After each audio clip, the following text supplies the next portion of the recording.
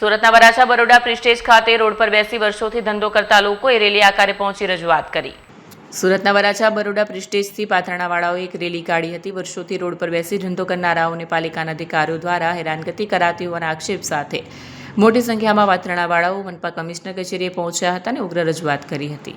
મારું નામ જય વ્યાસ, ભારતીય પથ વિક્રેતા મહાસંઘ અમારું સંગઠન છે જે આખા દેશમાં લારી ગલ્લા પથારા માટેના અધિકાર માટે લડી રહ્યું છે। 2014 આ કાનૂન આવેલો, સ્ટ્રીટ વેન્ડર એક્ટ, પથ વિક્રેતા કાનૂન।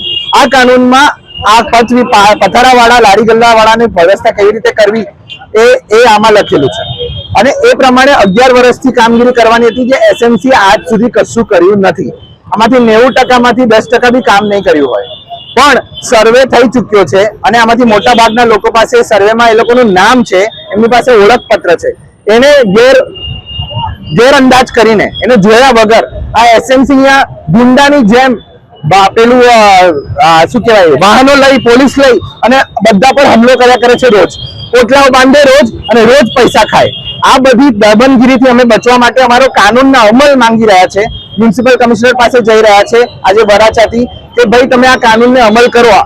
ભારત સંવિધાનની નીચે બનેલા જે કાનૂન છે તમે માનો છો કે નથી માનતા, એ સવાલ અમે એમને કરવા જઈએ છીએ।